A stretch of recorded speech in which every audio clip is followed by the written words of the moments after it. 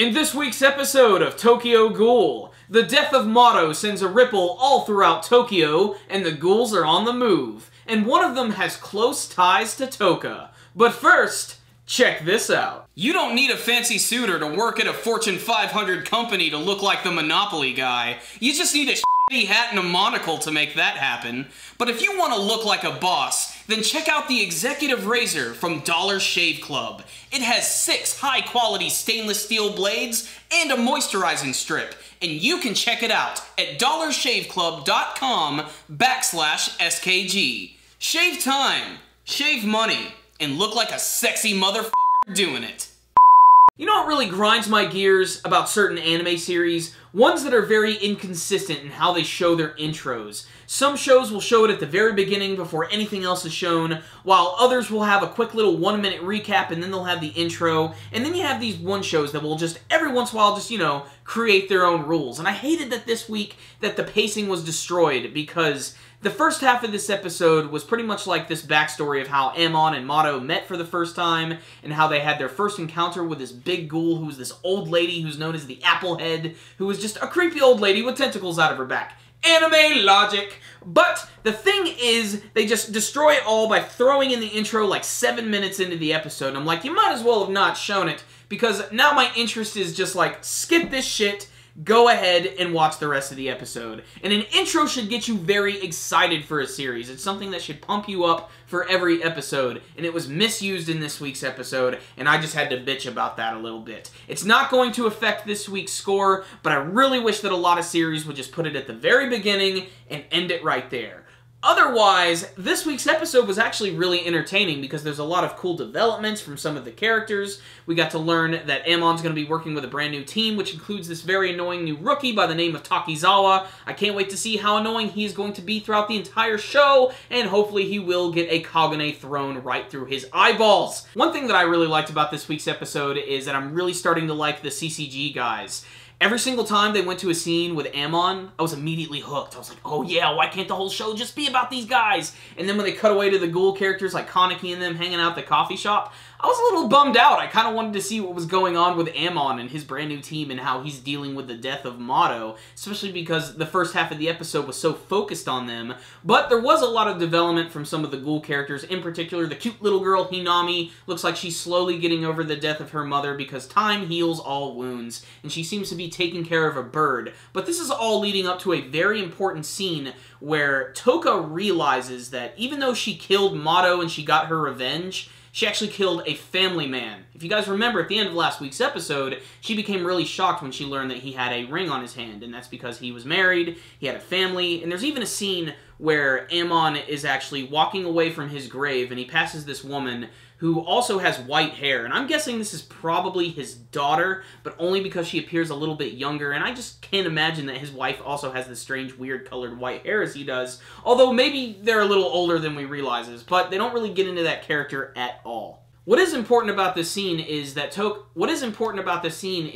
feels bad because she killed someone with a family, and she herself also had a family, and we finally get into her backstory a little bit. We get to see her very passive father and her brother by the name of Ayato, and guess what?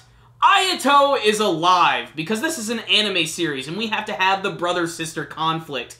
And it's kind of stereotypical and cliche, I'm not going to lie, but I'm really interested to see what this Ayato character is going to do, especially because he is teased at the very end of the episode, and he seems to be the exact opposite of Touka. He seems like he's a little more menacing, and he seems to enjoy killing people. And we get to see a group of other different ghouls and stuff, and there's even a really tense scene where Kaneki's friend is hanging out at night, and suddenly Jason comes up to this like vending machine right next to him, and I almost thought, oh shit, his friend is pretty much screwed right now, but they didn't follow up on the rest of that scene. That's when they cut away to all of the different ghouls getting ready to group together, and it looks like it has something to do with Rize. So, pretty good episode right here. So what's the rundown on this week's episode of Tokyo Ghoul? I thought it was really good. It wasn't like a big action episode. This was basically the calm before the storm, and that's really crazy because we just had some really nutty action in last week's episode.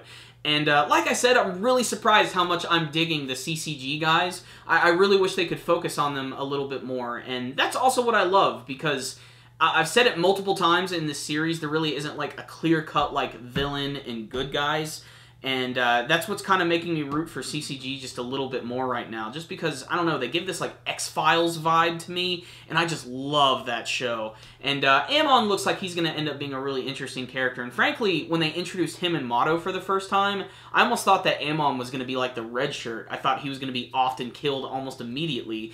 And they definitely show what he was like a little bit more when he was a rookie, and obviously he's learned a little bit more now. Now that Motto has died, he's going to be a lot more passionate, more badass, and ready to kick some ass, especially with all these ghouls getting ready to come into town. Something that was kind of interesting that I skimmed over was this scene where Kaneki's hanging out with his friend at the cafe, and his friend is all of a sudden just really interested in the ghouls, and it almost makes it seem like he's like learning that Kaneki is a ghoul himself, but it's actually because he's reading this book. But as he's leaving the cafe, he starts to think to himself, and, you know, there isn't like an inner monologue or anything, there isn't a word bubble. We can just assume that he's maybe starting to realize that Kaneki might be a ghoul. That's going to have to come up later. There's no way they're going to avoid that fact forever. He's not going to pull a freaking Clark Kent here and just hide from him forever just by putting on his glasses. It's not going to work that way. Otherwise, I'm really interested to see what the deal with Ayato is, because Touka is really tight-lipped about her family. She never talks about it, and that goes along with her whole cold, badass character type. But, like I said, it is a little stereotypical, you know, the whole twin brother thing. You know, they both look almost identical in a sense. And, you know, they're definitely going to meet. There's going to be an epic confrontation. I just don't know what Ayato's, like, deal is. I'm not really, like, sure what he's all about. He seems somewhat menacing when they introduced him, especially because, you know, he has a creepy-looking mask with sharp teeth on it, and he's licking blood off of his arms, and that's not exactly, you know, nice features. Otherwise, I'm really excited for the future of the series. I've been told that it's actually going to end at episode 12, but I might be wrong about that. It might actually go longer. I'd like to see the series go on longer because it just seems like it's getting more interesting as it's going on.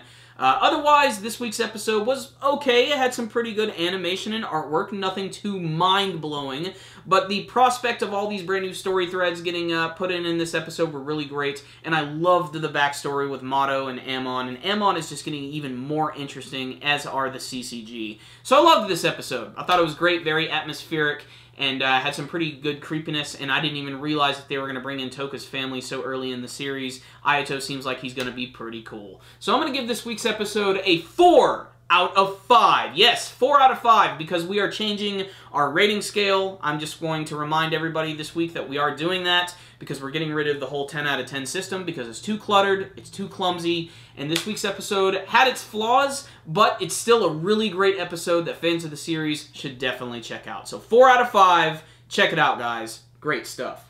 Thank you guys for watching my review today. Before you leave, make sure and hit that like button so you can give this video a thumbs up. And make sure to tell me what you thought about this week's episode of Tokyo Ghoul. What did you think of the introduction of the character of Ayato? And make sure to subscribe to the channel if you haven't already. That way you can check out all of our latest anime and manga reviews, like Naruto and Naruto Shippuden. They were both released today. You guys can also follow us on Facebook and on Twitter. All of that stuff will be in the description box below. Do you like Amazon.com? I know I do. Corey and I now have an Amazon link in our video description box below. And if you go to it and buy anything through Amazon.com, it will support our channel. So bookmark that link, make it happen, and support our channel without having to do a damn thing. Another great way you guys can help support our channel is by donating directly through our PayPal link in the description box below. We recommend $2 a month, although this is completely optional. But the best way to go about this is by sneaking into your mom's room and taking $2. This way, she won't even notice. And we won't have to shake you up for all of your lunch money. So guys, that concludes this review today. Super Kami Guru 9000. Out.